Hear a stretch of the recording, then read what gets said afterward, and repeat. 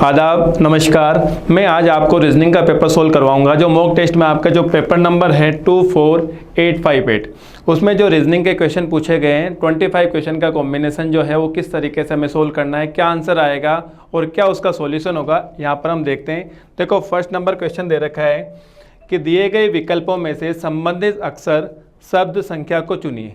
ये जो क्वेश्चन जो है, अगर रीजनिंग के कौन से टॉपिक से पूछा गया है, ये एनालॉजी से पूछा गया है। कौन से पूछा गया है? एनालॉजी से पूछा गया है, जिसको हिंदी में बोलते हैं सादृश्यता। सादृश्यता का मतलब क्या हो गया? एक आपके पास में यहाँ पर वर्ड दे रखा, बोर दे रखा है। बोर का रिलेशन किससे है? 10 से है। आपको पूछा गया इसी तरीके से होटल का रिलेशन कौन से नंबर से आएगा। हमें ये देखना है कि बोर का रिलेशन 10 से कैसे आया है। तो किस तरीके से है बच्चों, देखिएगा। जैसे बोर है, बोर के जितने भी लेटर हैं उनका स्थानीय मान, उनकी प्लेस वैल्यू, मुझे बताओ बी की प्लेस वैल्यू कितनी होती है? 2, 2 नंबर पे आता है। ओ कितने पे आता है? 15 पे। आर कितने पे आएगा? 18 पे। ई कितने पे आएगा? 5 पे। अगर मैं इन सबको जोड़ता हूं तो 2 और 15 कितने हो गए? 17 हो गए। 17 और 18 कितने हो गए? 35 हो गए। 35 और 5 कितने हो गए? 40। अगर जोड़ रहा हूं तो नंबर कितना आ रहा है? 40 आ रहा है। लेकिन यहाँ पर कितना दे रखा है? 10 दे रखा है। तो 40 से 10 कैसे आएगा? 40 में अगर मैं 4 से डिवाइड करूंगा तो यहाँ पर क्या आ जाएगा? 10। अब ये 4 कहाँ से आया है? ये 4 क्या है? नंबर ऑफ लेटर ही है। बोर में अक्षरों की संख्या कितनी है? 4 है। तो इसी वजह से यहाँ पर क्या आ गया? 4 आ गया। इसी तरीके से होटल का अगर आपको पूछा जाए, होटल का किस तरीके से आएगा? होटल में जितने भी अक्षर हैं उनके स्थानीय मान, एच जो है वो 8 नंबर पे आता है। ओ कितने पे आता है? 15 नंबर पे। टी कितने पे आएगा? 20 नंबर पे। ई कितने पे आएगा? 5 नंबर पे। एल कितने पे आएगा? 12 नंबर पे। और नंबर ऑफ लेटर, होटल में नंबर ऑफ लेटर, अक्षरों की संख्या कितनी है? 5 है। तो 5 से डिवाइड कर दूंगा। तो यहाँ पर अगर टोटल देखते हैं तो कितना आ गया? 8 और 15 कितने हो गए? 23 हो गए। 23 और 20 कितने हो गए? 43 हो गए। 43 और 5 48, और 48 12 कितने हो गए? 60 हो गए। और 60 को अगर मैं 5 से डिवाइड करूंगा तो क्या आएगा? 12 आएगा। और यहाँ पर क्या ऑप्शन में 12 दिखाई दे रहा है आपको? हाँ, ऑप्शन में 12 दिखाई दे रहा है। कौन सा है? A option. तो बच्चों, ये जो क्वेश्चन है ये एक तरीके से कोडिंग डिकोडिंग का भी क्वेश्चन है। और कोडिंग डिकोडिंग में ये जो ऑप्शन जो दे रखा है कि किस तरीके से आंसर है, एक तरीके से क्या एवरेज है, औसत। औसत होता क्या है? और जो भी यहाँ पर नंबर दे रखे हैं उनका योग करो बटे नंबरों की संख्या। तो यहाँ पर अक्षरों की संख्या कितनी है? 5 है। तो 5 से डिवाइड कर दिया। आई होप आपको ये क्वेश्चन समझ में आया होगा। नेक्स्ट क्वेश्चन देखते हैं। देखिएगा, सेकंड नंबर क्वेश्चन। दिए गए विकल्पों में से संबंधित अक्षर शब्द संख्या को चुनिए। अगेन ये जो क्वेश्चन है वो क्या है? वही एनालॉजी का क्वेश्चन आ गया। अब ये जो एनालॉजी का जो क्वेश्चन है, जो पहले वाला जो क्वेश्चन किया था वो एक तरीके से कोडिंग डिकोडिंग से रिलेटेड था। तो ये भी कोडिंग डिकोडिंग से ही रिलेटेड है। किस तरीके से दे रखा है आपको? यहाँ पर दे रखा है TRV। TRV का रिलेशन किससे दे रखा है?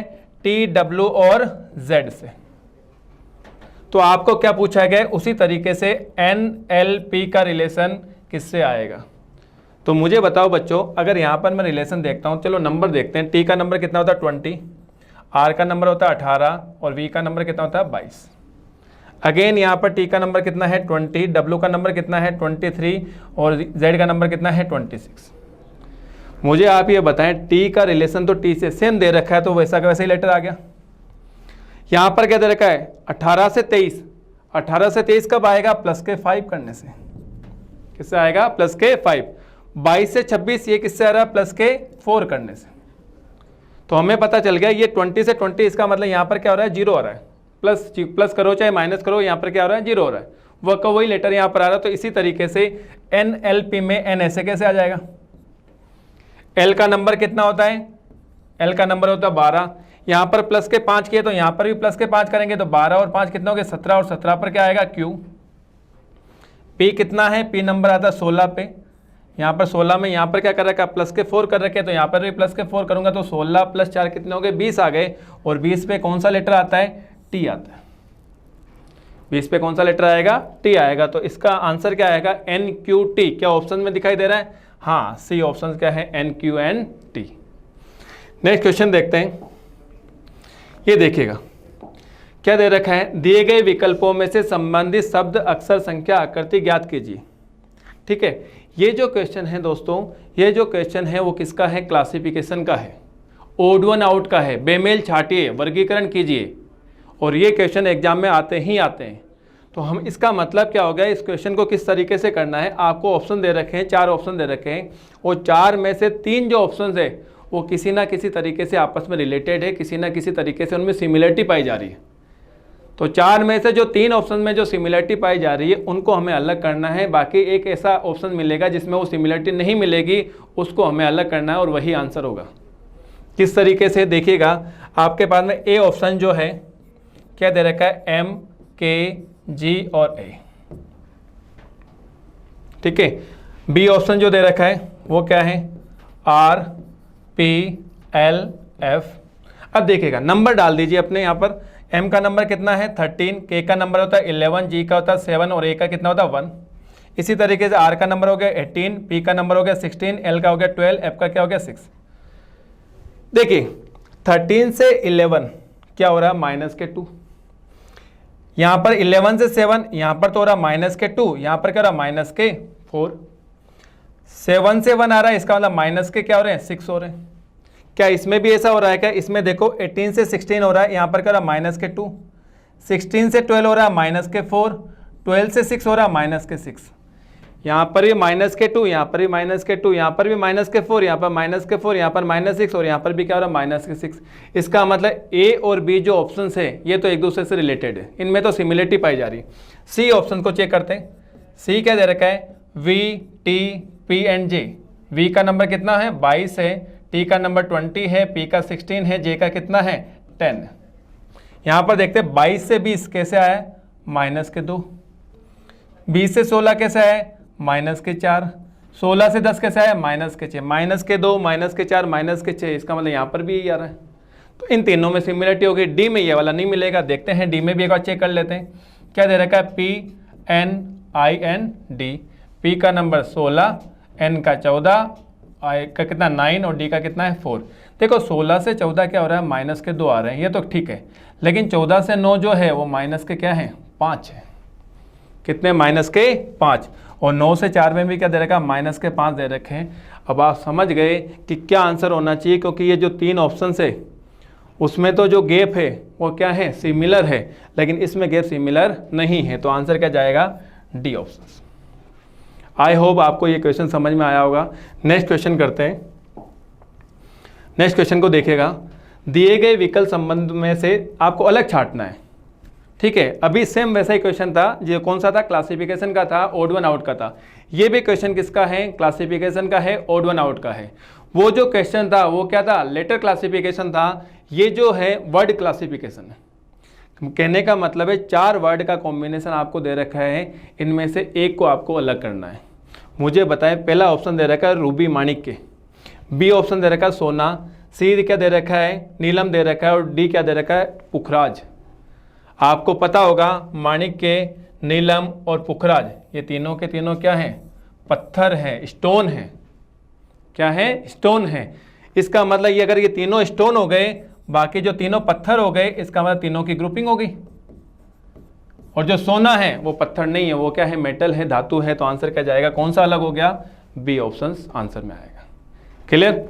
अगला क्वेश्चन देखिए, यहाँ पर लिखा हुआ है शुगर, और शुगर का कोड क्या दे रखा है, शुगर का कोड दे रखा है 6, 7, 9, 4 एंड 3।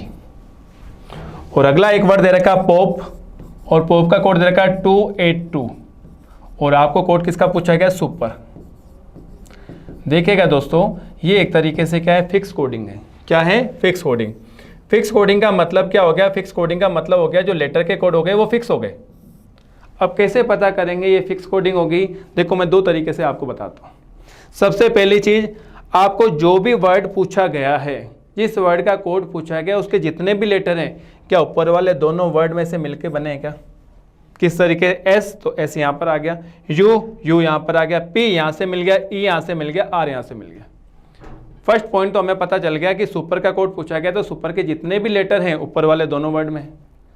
सेकेंड पॉइंट, अब मुझे बताओ इसमें जो पोप है, सेकेंड वाला वर्ड देखिएगा पोप, पोप में 2 लेटर सेम में कौन कौन से, पी और पी, फर्स्ट और थर्ड पोजीशन। और यहाँ पर भी देखो फर्स्ट और थर्ड पोजीशन में कोड क्या मिल रहा है, 2 और 2 ही मिल रहा है। इसका मतलब पी का कोड फिक्स हो गया 2 है, ये होती है फिक्स कोडिंग। यहाँ इसका मतलब हो गया एस का कोड क्या आएगा 6, यू का कोड क्या आएगा 7, जी का कोड 9, ई का कोड 4, आर का कोड क्या आएगा 3, P का कोड कितना है 2 है, O का कोड कितना है 8 है।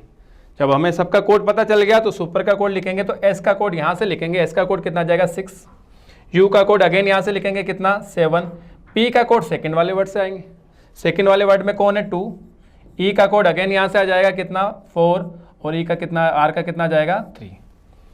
तो इसका मतलब सुपर का कोड क्या निकला है 6, 7, 2, 4 एंड 3। क्या ऑप्शन में है क्या 6, 7, 2, 4 एंड 3? हाँ, बी ऑप्शन से।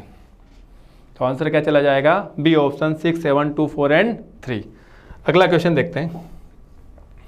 देखिएगा ये जो क्वेश्चन है वो किसका है, डाइस का है, पासे का है, और इस तरीके से ये ओपन डाइस दे रखा है, मतलब इस डाइस को खुला हुआ यहाँ पर रूप दे रखा है। और क्वेश्चन में ये पूछा गया अगर इस डाइस को, इस पासे को अगर बंद किया जाएगा तो कौन सा पासा दिखाई देगा या कौन सा पासा दिखाई नहीं देगा। क्वेश्चन में क्या बोला गया, यदि दी गई आकृति को पासे के आकार में मोड़ा जाए तो कौन सी आकृति नहीं होगी। हमें क्या पता करना है यहाँ पर, नहीं होगी, कौन सी आकृति नहीं होगी। देखिएगा तो सबसे पहले हमें पता होना चाहिए ऐसे जो ओपन डाई जो दे रखा है उसमें विपरीत फलक का कॉम्बिनेशन क्या है, और विपरीत फलक कैसे निकाली जाती है। जब कभी भी ओपन डाइस होता है तो उसमें विपरीत फलक का मतलब होता है एकांतरित फलक। विपरीत फलक का मतलब क्या होगा, एकांतरित फलक। एकांतरित फलक का मतलब एक छोड़ करके एक फलक। कैसे, मुझे बताओ, 4 जो है 4 के विपरीत में क्या आएगा, एक छोड़ करके एक, तो 4 के विपरीत में कौन सी फलक है 6। इसका मतलब 4 के विपरीत में क्या आएगा 6 और 6 के विपरीत में क्या आएगा 4। अब ये वाला जो फलक है वो क्या है, खाली है, ये वाला भी खाली है, तो ये जो खाली जो फलक है ये एक दूसरे के क्या हो गई, अपोजिट हो गई इस तरीके से। और बाकी जो बची हुई है कौन कौन सी बची है 1 और 3, ये एक दूसरे के अपोजिट हो गई। और दोस्तों ध्यान रखिएगा ऐसे क्वेश्चन में 2 पॉइंट आपको ध्यान रखना है। पहला पॉइंट क्या है, कभी भी विपरीत फलक जो होती है वो कभी भी एक साथ दिखाई नहीं देती है। दूसरा पॉइंट, विपरीत फलक कभी भी एक साथ छिप नहीं सकती, नहीं तो एक साथ दिखाई देगी, नहीं एक साथ कभी भी छिपेगी। चलिए यहाँ पर चेक करते हैं ए ऑप्शन में। यहाँ पर क्या दे रखा है 1, 1 ये रहा, 4, देखो 1, 4 और ये वाला दे रखा ब्लैंक स्पेस। 1 के अपोजिट में क्या है 3 है, क्या कहीं 3 दिखाई दे रहा है, नहीं। 4 के अपोजिट में 6 है, क्या 6 कहीं दिखाई दे रहा है। इसका मतलब ये वाला जो पासा है वो तो दिखाई दे सकता है। क्वेश्चन में क्या बोला गया है, कौन सी आकृति नहीं होगी, तो ये वाला तो दिखाई देगा। इसमें देखते हैं बी वाले, 3 जो दे रखा है 3 के अपोजिट में क्या है 1 है। मुझे बताओ ये विपरीत फलक है और विपरीत फलक कभी एक साथ दिखाई देगी क्या, नहीं दिखाई देगी। तो आंसर तो क्या आ गया बी ऑप्शन।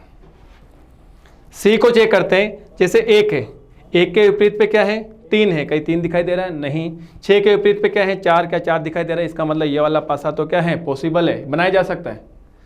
इसी तरीके से 4 और 1 का कॉम्बिनेशन, 4 और 1 का कॉम्बिनेशन विपरीत फलक का नहीं है, इसका मतलब ये भी दिखाई देगा।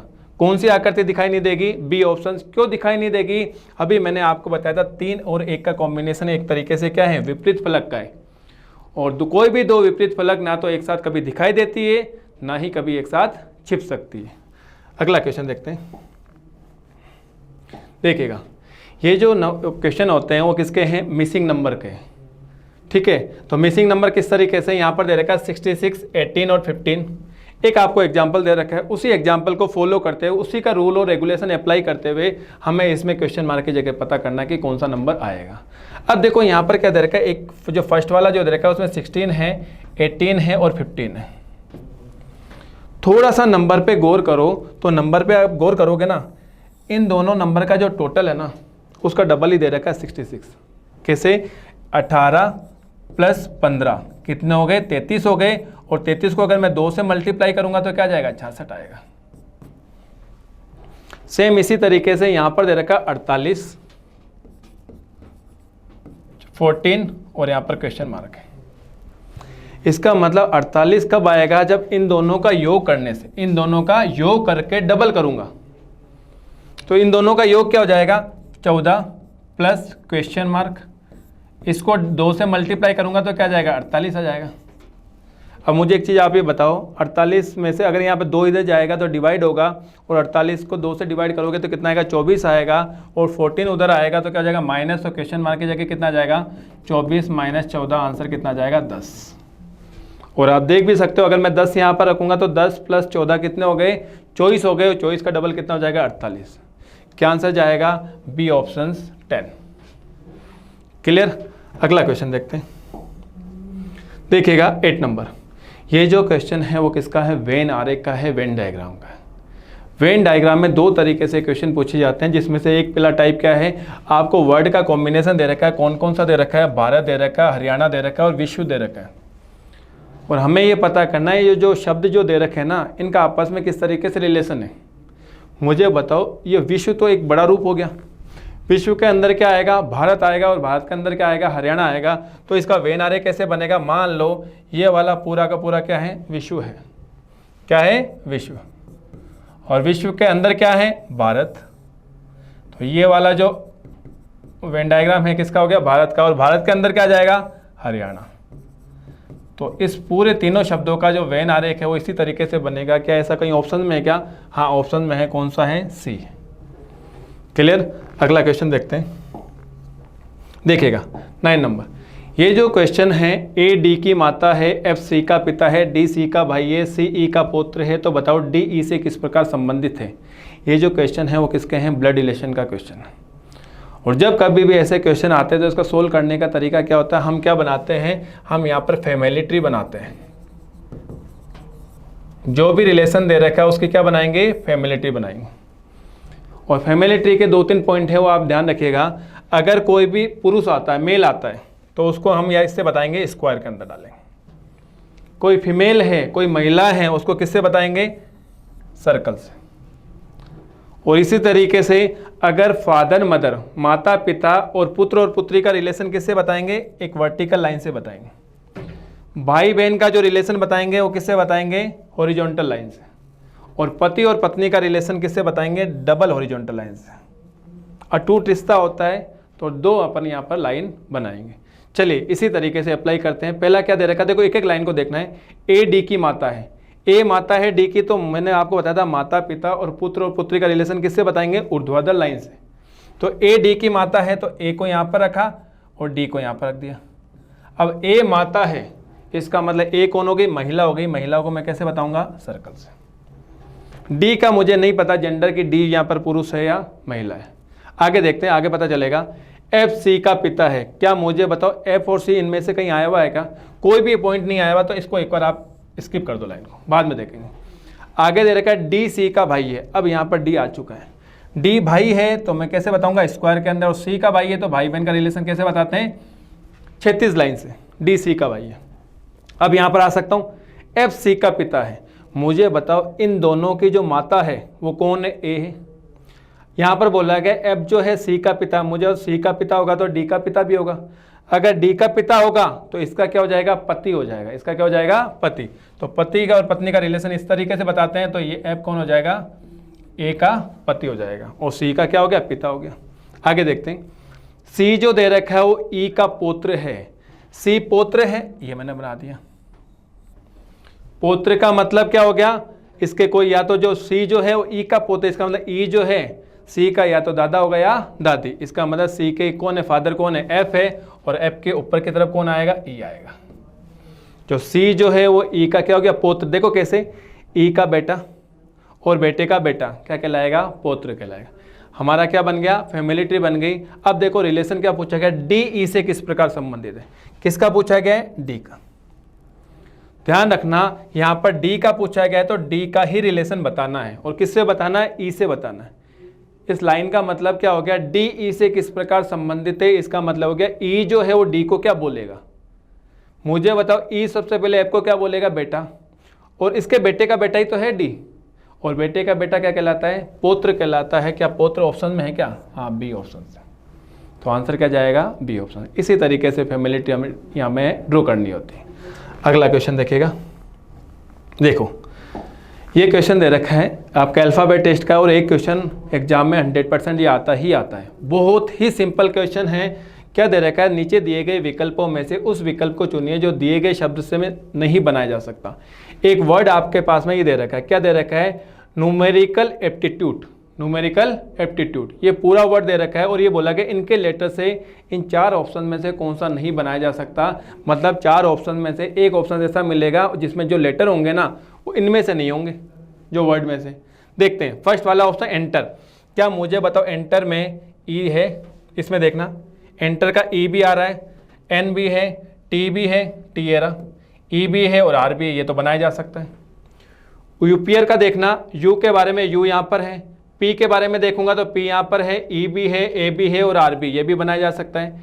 एम्पर ऑप्शन में आता हूँ, एम्पर देखो ए यहाँ पर है, एम भी है, पी यहाँ पर भी है, ई भी है और आर भी है। इसका मतलब ए बी और सी तो ऑप्शन जो है, जो वर्ड दे रखे हैं वो बनाए जा सकते हैं, लेकिन क्वेश्चन में क्या बोला गया है, नहीं बनाया जा सकता। तो आंसर क्या चला जाएगा, डी ऑप्शन। क्यों, आप देखो सबसे पहले टी, क्या टी दिखाई दे रहा है, हाँ टी है, ई दिखाई दे रहा है, ई भी है, एम दिखाई दे रहा है, एम भी है, पी दिखाई दे रहा है, पी भी है। आगे देखो यहाँ पर एफ है, ये पूरा टेम्पल भी नहीं है। क्यों, क्योंकि थोड़ा सा कंफ्यूज करने के लिए इसको ई के जैसा लग रहा है, लेकिन ई नहीं है, क्या दे रखा है, एफ दे रखा है। कहीं एफ है क्या यहाँ पर, इनमें कहीं एफ है, नहीं है, इस वजह से आंसर क्या चला गया, कौन सा नहीं बनाया जा सकता, डी ऑप्शन। क्लियर। अगला क्वेश्चन देखिएगा, ये जो क्वेश्चन है वो किसका है, सीरीज का है, नंबर सीरीज। क्या दे रखा है, 8, 13, 19, 26, 34 और यहाँ पर क्वेश्चन मार्क दे रखा है। देखो इस सीरीज को करने का तरीका क्या होता है, तरीका सीखो। सबसे पहले सीरीज को अच्छे से देखो। आप सीरीज को देखोगे ना, 8, 13, 19, 26, 34, ये धीरे धीरे बढ़ रहा है। जब कभी भी सीरीज में धीरे धीरे ग्रोथ होती है ना, तो इसका मतलब उसमें प्लस ही हो रखा होगा। अगर अचानक से ग्रोथ होती है, एक साथ नंबर बढ़ जाता है, तो उसको बोलते हैं गुणात्मक। वो श्रृंखला कौन सी होगी, या तो गुणात्मक श्रृंखला होगी, या उसमें ऐसे संख्या जोड़ी जाएगी जो क्यूब में होगी, घन में होगी। ठीक है, लेकिन यहाँ पर धीरे धीरे बढ़ रही है, तो यहाँ पर अंतर देखते हैं। अंतर क्या है, 8 से 13 क्या हो रहा है, प्लस के 5 हो रहे हैं। 13 से 19 क्या हो रहे हैं, प्लस के 6। 19 से 26 क्या हो रहे हैं, प्लस के 7। 26 से 34 क्या हो रहे हैं, प्लस के 8। तो मुझे बताओ यहाँ पर क्या चल रहा है, +5 +6 +7 +8, तो आगे क्या आएगा, प्लस के 9 आएंगे। और 34 में प्लस के 9 करूँगा तो क्या आएगा, 43 आएगा, 43 आएगा। मुझे बताओ कहीं ऑप्शन में है क्या 43, हाँ सी ऑप्शन में है, तो आंसर क्या जाएगा, सी ऑप्शन 43। क्लियर। अगला क्वेश्चन देखते हैं, देखिएगा ये भी किसका है, ये भी सीरीज का ही है। वो जो क्वेश्चन था वो किसका था, नंबर सीरीज का था। ये क्या है, लेटर सीरीज के। किस तरीके से रिलेशन दे रखा है समझना। देखो मैं आपको समझाता हूँ, इसमें 2-3 तरीके हैं करने के, ADB, CFD एंड EHF। आगे क्या आएगा, फर्स्ट लेटर पे गौर करिएगा। यहाँ पर ए दे रखा है, ए से सी, सी से ई, मतलब इसका नंबर 1 है, इसका नंबर 3 है, इसका नंबर 5 है। 1 3 5, तो आगे क्या आएगा, 7 वाला आएगा। क्या आएगा, 7। और 7 पे कौन आता है, जी आता है। 7 पे कौन आएगा, जी। सेकेंड लेटर का रिलेशन देखना, D F H, D का 4, F का 6, H का 8, तो आगे कितना आएगा, 10। और 10 पे कौन सा लेटर आता है, और 10 पे लेटर आता है कौन सा, G। अगला देखिएगा, थर्ड जो लेटर है B, B से D, D से मतलब 2 4 6, तो आगे क्या आएगा, 8 वाला आएगा। और 8 पे कौन सा लेटर आता है, H आता है। तो ऑप्शन आ गया G, J एंड H। क्या ऐसा कोई ऑप्शन है क्या, हाँ बी ऑप्शन है, G, J एंड H। ठीक है। अगला क्वेश्चन देखिएगा, देखो ये जो क्वेश्चन है वो एक तरीके से क्या है, मैथमेटिकल ऑपरेशन का है। 2 + 3 का 71 दे रखा है, 5 + 7 का 471 दे रखा है, 3 + 9 का 801 दे रखा है। इनमें रिलेशन फाइंड आउट करते हुए हमें पता करना 4 + 8 में क्या आएगा। अब यहाँ पर देखो नाम मात्र का प्लस का मतलब ये नहीं कि प्लस हो रखा है, तो 2 + 3 तो 5 होना चाहिए। क्या 5 दिखाई दे रहा है, नहीं। तो हमें ये पता करना है 2 और 3 से 71 कैसे आया है। ठीक है, 5 और 7 से 471 कैसे आया है, 9 और 3 से 801 किस तरीके से आया है। देखिएगा कैसे है, यहाँ पर क्या कर रखा है, 2 + 3 से 71 दे रखा है। क्या रिलेशन है मुझे बताओ। अगर मैं 2 का क्यूब कर लेता हूँ प्लस 3 का स्क्वायर कर लेता हूँ, 2 का क्यूब कितना 8, 3 का स्क्वायर कितना 9, और 8 + 9 कितना 17। और ये 17 को रिवर्स में लिखा गया है। इसमें 17 को कैसे है, रिवर्स में लिखा गया। जब रिवर्स में लिखूंगा तो क्या बनेगा, 71। ठीक है, ये तो मैं समझ गया कि इसमें तो ये वाला रूल अप्लाई हो गया। क्या बाकी वाले वो 2 ऑप्शन में भी हो रहा है क्या, इसको भी चेक करना है। यहाँ पर 5 + 7, इधर देखिएगा 5 + 7 क्या है, 471 है। कैसे चेक करेंगे, 5 का क्या है क्यूब प्लस 7 का स्क्वायर। 5 का क्यूब कितना 125, और 7 का स्क्वायर कितना 49। इनको ऐड करो, कितना आ गया 174। इसको रिवर्स में लिखोगे, इसको रिवर्स में लिखोगे तो क्या आएगा 471। क्या आ रहा है, क्या 471 आ रहा है। तो ये हमें ऐसे बहुत सारे यहाँ पर ऐसे रूल होते हैं, जो बहुत सारे ऐसे पॉइंट होते हैं जिनको हमें ध्यान रखना होता है कि स्क्वायर भी हो सकता है, क्यूब भी हो सकता है, और किसी तरीके से हमें यहाँ पर अप्लाई करके देखना होता है कौन सा यहाँ पर अप्लाई होगा। इसी तरीके से करोगे, इसको भी जरूर चेक कर लो। 3 का क्यूब कितना हो गया 27, 9 का स्क्वायर कितना हो गया 81, इन दोनों को मैंने ऐड किया तो कितना गया 108। इसको रिवर्स में लिखूंगा तो क्या आएगा 801। क्या 801 है क्या, हाँ 801 है। इसका मतलब तीनों में सेम अप्लाई हो रहा है। तो अब इस क्वेश्चन का आंसर हम इजीली फाइंड आउट कर पाएंगे। 4 + 8 दे रखा है तो 4 का स्क्वायर, 4 का क्यूब करना है सबसे पहले, और 8 का स्क्वायर करना है। 4 का क्यूब कितना हो गया 64, 8 का स्क्वायर कितना हो जाएगा 64, और 64 + 64 कितना हो गया 128, 128। लेकिन 128 देखो ये भी ऑप्शन में है 128, लेकिन हमें 128 नहीं देना, हमें क्या करना रिवर्स करके आंसर देना है। तो रिवर्स करेंगे तो सबसे पहले 8 आएगा, फिर 2 आएगा, फिर 1 आएगा, 821 आएगा। ऐसा ऑप्शन सी है। ध्यान रखिएगा, स्टूडेंट यहाँ पर भी गलती करते हैं। सब कुछ तो उनको कॉन्सेप्ट समझ में आ गया, हाँ हो चुका है हमारा, लेकिन फिर भी वो आंसर गलत दे के आ जाते हैं। क्यों? क्योंकि जल्दबाजी में 128 वाला है ये वाला आंसर दे जाते हैं, जो क्या हो जाएगा रॉन्ग हो जाएगा, आपको नेगेटिव मार्किंग आ जाएगी।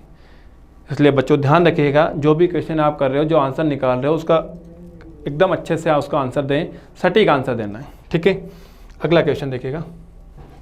देखिए आपको ये दे रखा है 18 यहाँ पे क्या दे रखा है 18 डिवाइड 2 जो है 109, आगे दे रखा है 120 डिवाइड 40 इक्वल टू 43, और आपको पूछा गया 15 डिवाइड 3, यहाँ पर क्या आएगा।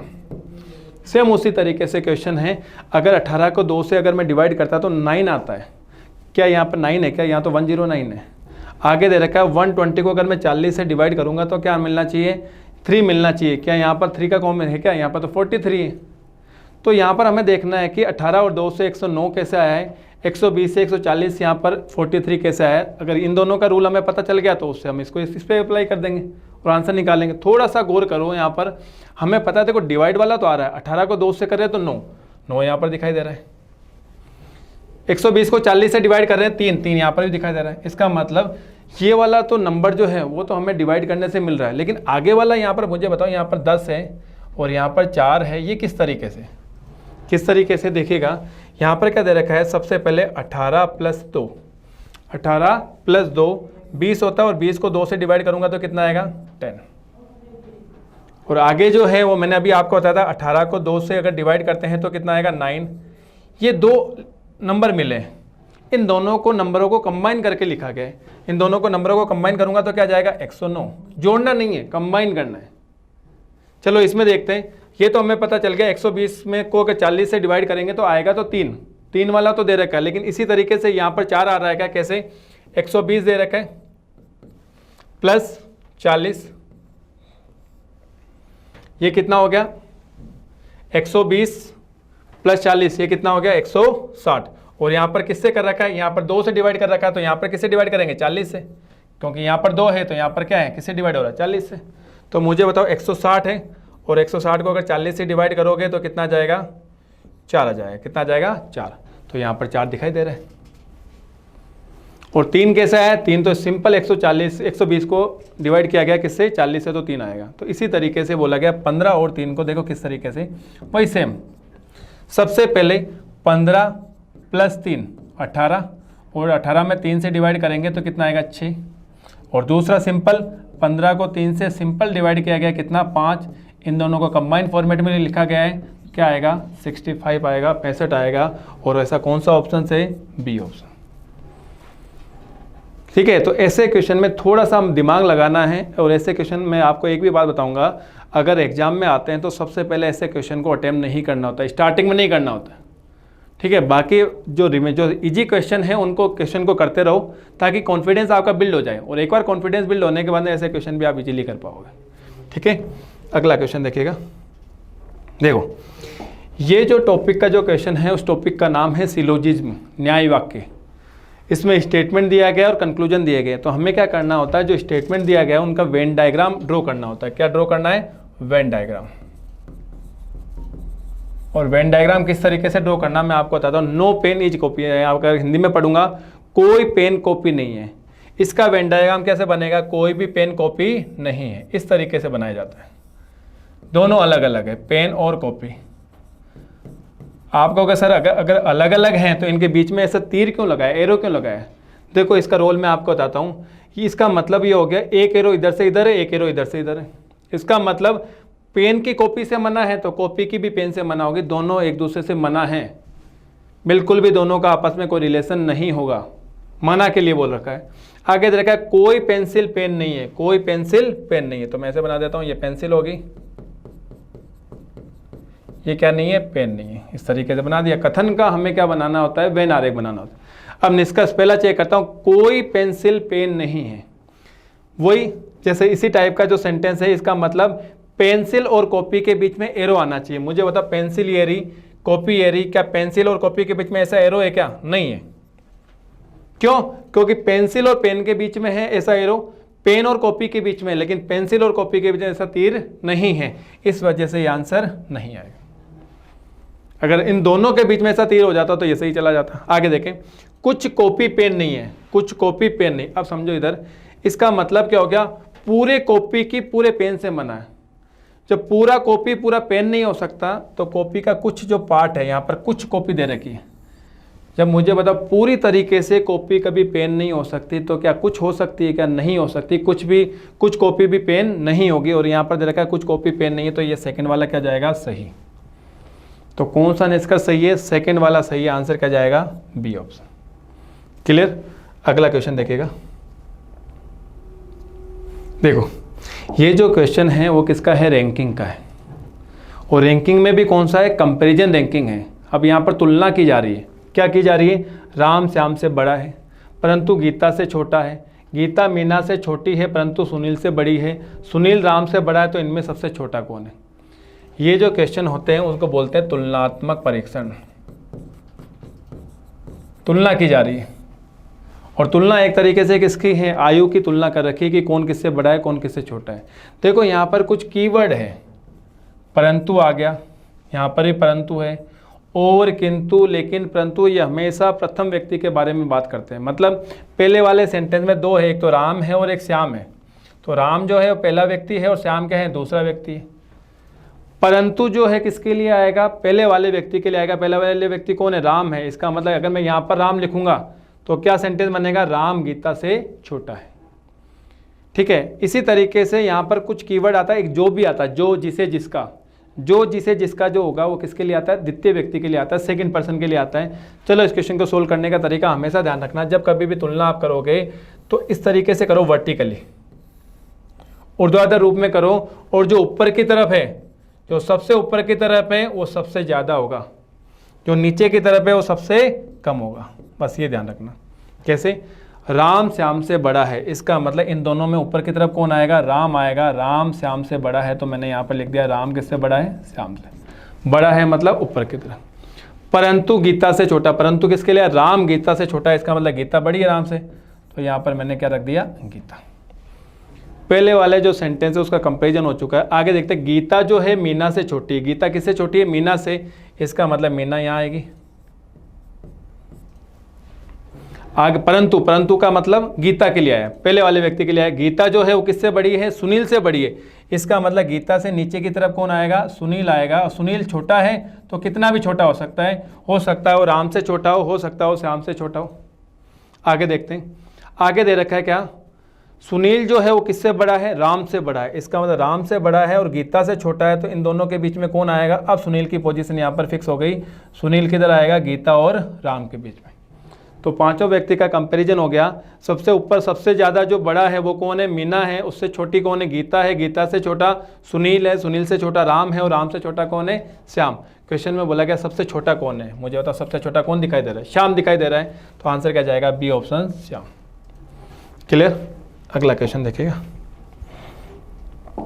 ये भी जो क्वेश्चन है वो किसका है, वेन आरेख का है। मैंने आपको दो टाइप के बताए थे वहाँ पर कि पहला जो टाइप है उसमें तो क्या होगा, 2 या 3 आपको क्या दिया जाएंगे, शब्द दिए जाएंगे, और हमें पूछा जाएगा इन तीनों शब्दों में संबंध क्या है, उस संबंध का वेन आरेख बताओ। और दूसरा क्या दे रखा है, ऐसे कुछ यहाँ पर ज्योमेट्रिकल डायग्राम दिए जाएंगे, ज्यामितीय आकृति दी जाएगी, और उसमें कुछ या तो नंबर मिलेंगे या कुछ अक्षर मिलेंगे, और ये अलग अलग जो ज्यामितीय आकृति है वो किसी ना किसी पॉइंट को यहाँ पर प्रदर्शित करेगा। जैसे यहाँ पर पहला वाला जो एक वृत्त दे रखा है, ये ज्यामितीय आकृति किसकी है? वृत्त की है। ये किसको बता रहा है? लिटरेट को बता रहा है, शिक्षित को। एम्प्लॉयड जो है, ये जो है वो किसको बता रहा है? शिक्षित को। तो इसका मतलब शिक्षित में कौन कौन है? ए है, बी है, ई और डी। आगे दे रखा है एम्प्लॉयड, ये जो रोजगार वाले हैं। तो दूसरा जो व्रत है वो किसका है? रोजगार वालों का है। रोजगार में इसमें आए। और ये परमानेंट जॉब, परमानेंट जॉब का मतलब जिसके यहाँ पर क्या है? स्थायी नौकरी है। ये स्थायी नौकरी वाले को बता रहा है। कौन सा? त्रिभुज। एरो देखो इधर दिखाई दे रहा है। अब देखते हैं क्वेश्चन में क्या पूछा गया। नीचे की आकृति का कौन सा भाग वैसे लोगों को प्रदर्शित करता है जो शिक्षित और रोजगार, कहने का मतलब है शिक्षित और रोजगार तो है, शिक्षित प्लस रोजगार ये दोनों तो हैं, लेकिन जिसका रोजगार पक्का नहीं है, लेकिन उसका रोजगार पक्का नहीं है, मतलब परमानेंट जॉब नहीं है इनके पास में। तो सबसे पहले ऐसे वाले क्वेश्चन में मना किसके कर रखी है? जिसका रोजगार पक्का नहीं है। इसका मतलब ये वाला जो है वो रोजगार पक्के वाले हैं क्या? इसके अंदर जो भी है वो तो बिल्कुल नहीं आएंगे। ई नहीं आ सकता, एफ नहीं आ सकता, ई और एफ तो नहीं आएगा। अब इन दोनों में आना चाहिए कॉमन। किसमें? शिक्षित और रोजगार में, दोनों में कॉमन। अब बचे हुए कौन है दोनों में कॉमन? बी बचा हुआ और डी बचा हुआ। कौन कौन सा? बी और डी। बी और डी ऐसे हैं। आपको क्या सर ई नहीं हो सकता? ई क्यों नहीं हो सकता? क्योंकि ई की तो परमानेंट जॉब है। हमें यहाँ बोला गया जिसकी परमानेंट जॉब नहीं होनी चाहिए, रोजगार पक्का नहीं होना चाहिए। तो बचा हुआ कौन कौन हो गए? बी और डी। ऐसा कोई ऑप्शन में है क्या? हाँ, सी ऑप्शन में, बी एंड डी। क्लियर? अगला क्वेश्चन 18 नंबर जो क्वेश्चन है क्या दे रखा है? ये दे रखा है सायकाल सूर्य डूबने से ठीक पहले उत्तर की ओर मुख करके खड़े किसी व्यक्ति की छाया किस ओर बनेगी। देखो ये जो क्वेश्चन है वो किसका है? डायरेक्शन का क्वेश्चन है, दिशा का क्वेश्चन है। क्या है क्वेश्चन परछाई वाला क्वेश्चन है। और यहाँ पर क्या दे रखा है? परछाई का मतलब किस तरीके से कोई व्यक्ति की परछाई हमें पता करनी है, बाएं तरफ होगी, दाएं तरफ होगी, किस तरीके से। लेकिन यहाँ पर मुझे बताओ एक कंडीशन दे रखी है। क्या दे रखी है? सायकाल। और दोस्तों आपको पता होना चाहिए सायकाल के समय जो सूरज होता है वो किधर होता है? पश्चिम में होता है। और जो भी व्यक्ति होंगे, कोई भी ऑब्जेक्ट हो, उसकी परछाई हमेशा किधर होगी? सूरज के अपोजिट डायरेक्शन में। मतलब सूरज अगर पश्चिम में है तो परछाई किधर होगी? पूर्व दिशा में। लेकिन यहाँ पर जो व्यक्ति जो दे रखा है उसके मुख की दिशा दे रखी क्या है? उत्तर की ओर है। अब मुझे एक चीज़ आप ये बताओ, अगर मैं कोई ये व्यक्ति बनाता हूँ और इसका मुख किधर है? उत्तर की ओर है। और अगर किसी व्यक्ति का मुँह उत्तर की ओर होता है तो ये वाला क्या होता है? उसका बायां हाथ होता है। इधर क्या होगा? दायां होगा। मुझे बताओ, मेरे अकॉर्डिंग अगर बात करूंगा तो ये बायां और ये क्या हो गया? दायां। क्लियर? अब यहाँ पर इवनिंग की कंडीशन दे रखी है तो सूरज जो है वो क्या हो जाएगा? पश्चिम दिशा में होगा। और ये जो व्यक्ति है इसकी जो परछाई है वो किधर होगी? पूर्व दिशा में हो गई। अब मुझे आप ये बताओ, परछाई जो है वो पूर्व में तो हो गई, लेकिन इस व्यक्ति के सापेक्ष परछाई किधर हो गई? दाईं तरफ। किधर हो गई? दाईं तरफ। और इसी व्यक्ति के सापेक्ष सूरज किधर है? बाएं तरफ है। किधर है? बाएं तरफ। तो यहाँ पर बोला गया परछाई किस ओर बनेगी? तो क्या आएगा? दाएं तरफ बनेगी। आंसर आएगा बी ऑप्शन। क्लियर? अगला क्वेश्चन देखते हैं, देखिएगा क्या दे रखा है। यदि इंट्रोड्यूस शब्द को अंग्रेजी वर्णमाला क्रम में रखा जाए तो बाएं से पहले स्वर के बाएं कौन सा अक्षर होगा? कहने का मतलब है यहाँ पर जो वर्ड दे रखा है इंट्रोड्यूस, और इंट्रोड्यूस के जितने भी लेटर हैं उनको सबसे पहले अंग्रेजी वर्णमाला क्रम में व्यवस्थित करना है। मतलब सबसे पहले सबसे छोटा वाला लेटर आएगा। सबसे छोटा कौन है? सी है, सी आ गया। सी के बाद में डी है, डी आ गया। उसके बाद में ई है, उसका ई आ गया। आगे देखो कुछ ही आए, हमें कोई मतलब नहीं है। हमें यहाँ पर बोला गया बाएं से पहला स्वर, और बाएं से पहला स्वर कौन है? ई है क्या? पहला स्वर हमें मिल चुका है। और ई से जस्ट पहले वाला वो बोला गया ई के बाएं, और ई के बाएं कौन सा अक्षर है? डी है। तो आंसर क्या चला गया? C option D. अगर मैं पूरी तरीके से अरेंज करूंगा तो देखिए किस तरीके से करते हैं। सी, डी और ई अरेंज हो गए। उसके बाद में क्या आएगा? आई आएगा। आई के बाद में क्या आएगा? एन आएगा। एन के बाद में क्या आएगा? ओ आएगा। ओ के बाद में आर है, आर के बाद में टी है, और टी के बाद में क्या है? यू। तो यहाँ पर बच्चों ध्यान रखिएगा, ऐसे क्वेश्चन में अगर पूरी तरीके से बनाने की जरूरत नहीं, हमें टाइम बचाना है। तो टाइम के अकॉर्डिंग जो क्वेश्चन में पूछा गया वही लेटर में यहाँ पर फाइंड आउट करो। सबसे पहले बाएं से पहला स्वर, तो बाएं से पहला स्वर आ गया, और इसके बाएं पूछा गया तो डी। आपको आगे बढ़ने की जरूरत ही नहीं है। लेकिन अगर बाएं से जो पहला स्वर के दाएं पूछ लेता तो एक अक्षर और पता कर लेते। क्लियर? चलो अगला क्वेश्चन देखिए।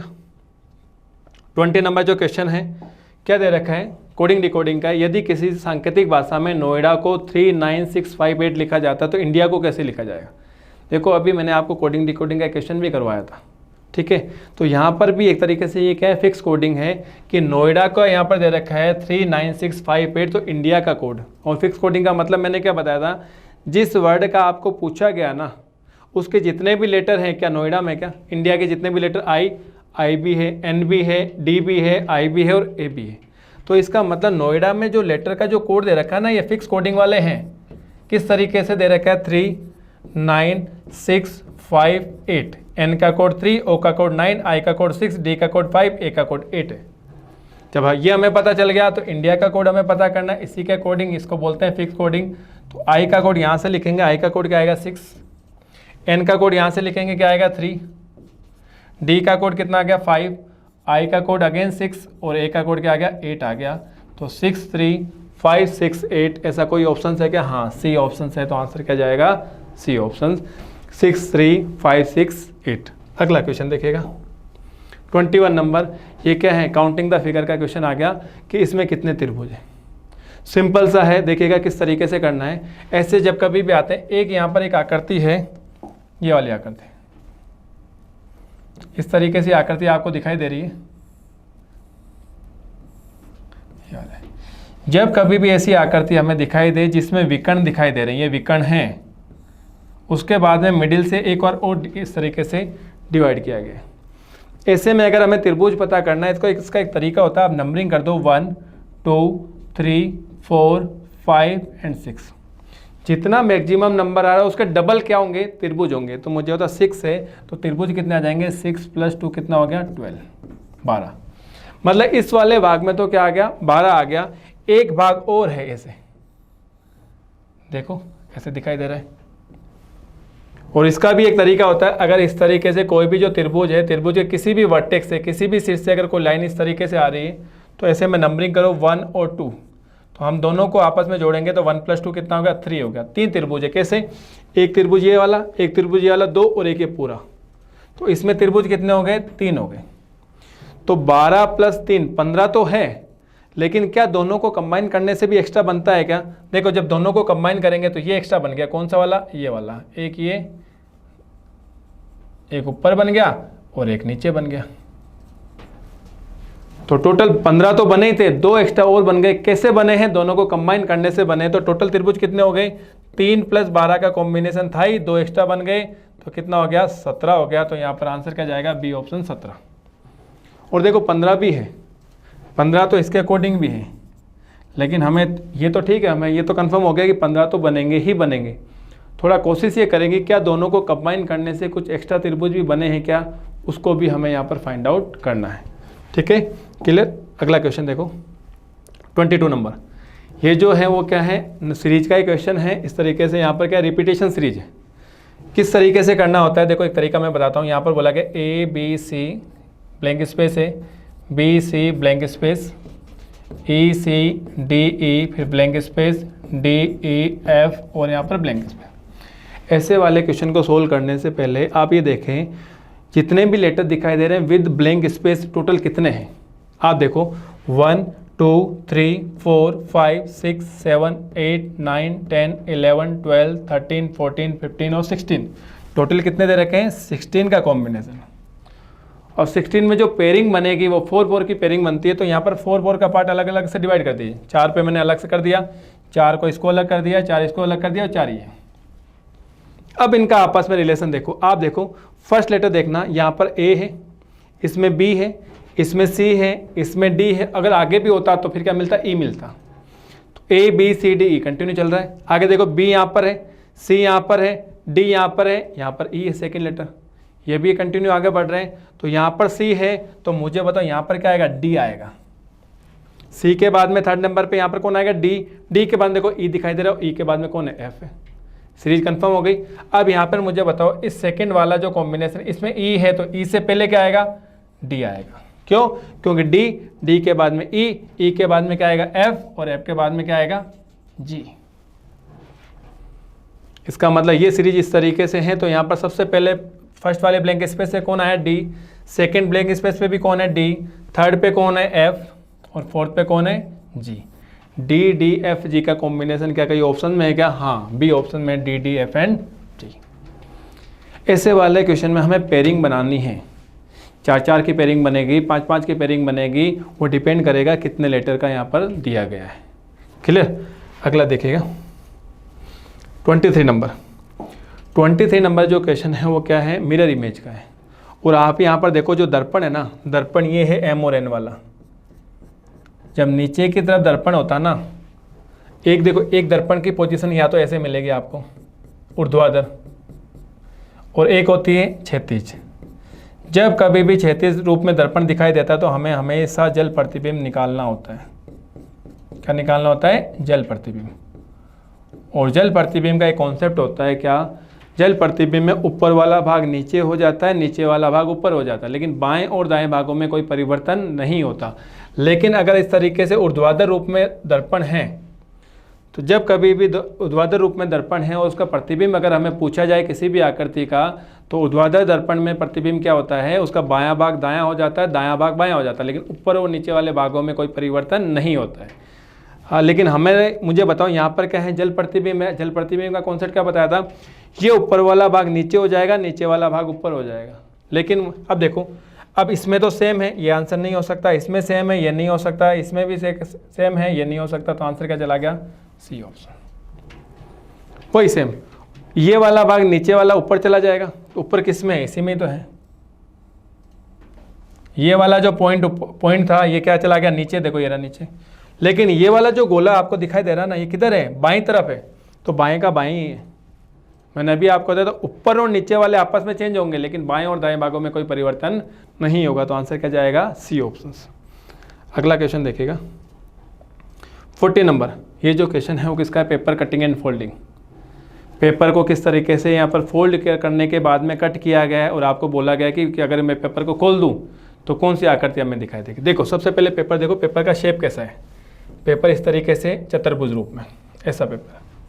अब ये जो एरो जो दिखाई दे रहे हैं, इसका मतलब, एरो का मतलब ये हो गया पेपर को यहाँ पर इस तरीके से मोड़ा गया। मतलब कैसे, अगर पेपर का ऐसा दे रखा है और एरो को ऐसा, इसका मतलब ये वाला भाग है ना, इसके नीचे की तरफ है, इस तरीके से मोड़ा गया है, नीचे वाला भाग ऊपर की तरफ मोड़ा गया। इस तरीके से मोड़ने का पहले तरीके से जो मोड़ा गया, उसके बाद में पहले तो ये 2 कोने मोड़े गए, दूसरी बार में इधर वाले कोने मोड़े गए, दिखाई दे रहा है आपको, ठीक है। इसका थोड़ा सा, इसको एरो को ऐसा आएगा, ये एरो नीचे की तरफ, तो ये एरो इस ऊपर की तरफ, थोड़ा सा एरो गलत दे रखा है। इस एरो को ये इधर हो जाएगा, मुड़ गया, ये इधर। अब ये मुड़ने के बाद में हमें क्या दिखाई देगा, केवल इतनी सी आकृति दिखाई देगी। क्या दिखाई देगा, इतनी सी आकृति। क्यों, क्योंकि ये वाला जो भाग है वो तो इधर आ चुका है, ये वाला भाग इधर आ चुका है, और ये वाला जो कोना है इधर फोल्ड हो चुका है, इधर वाला कोना जो इधर फोल्ड हो चुका है। उसके बाद में 2 यहाँ पर कट किए गए। कट क्या है, वर्गाकार रूप में 2 कट किए गए। मुझे बताओ, अगर ये वाला जो भाग है, अगर इसके ऊपर फोल्ड होगा, फोल्ड होने के बाद अगर कट किया गया तो इस वाले भाग में भी कट चला जाएगा। जैसे ही मैं खोलूंगा तो एक, मुझे बताओ, खोलते ये वाला भाग इधर भी आ जाएगा, ये वाला, और इस वाले भाग को अगर खोलूंगा तो इधर भी नीचे की तरफ भी आ जाएगा। लेकिन ये वाला जो भाग है ना, अगर जैसे यहाँ पर फोल्ड हो रहा है ना, तो ये जो वर्ग है यहाँ तक नहीं पहुँच पा रहा है, तो यहाँ तक नहीं पहुँचेगा तो कटिंग में भी दिखाई नहीं देगा। ये वाला भाग इस वर्ग तक पहुँच रहा है, इसका मतलब जब इसकी कटिंग हो रही है तो ये कटिंग में भी दिखाई देगा।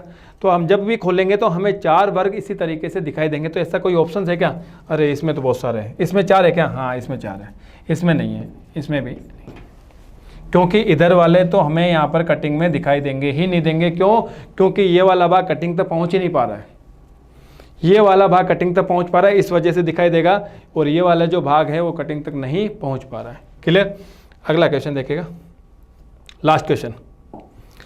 ये जो क्वेश्चन है वो क्या है, कंप्लीट द फिगर, आकृति को पूर्ण करना। इसमें क्या होता है, इसमें किसी भी आकृति का 3/4 भाग हमें दिखाई देता है और 1/4 भाग हमें दिखाई नहीं देता है।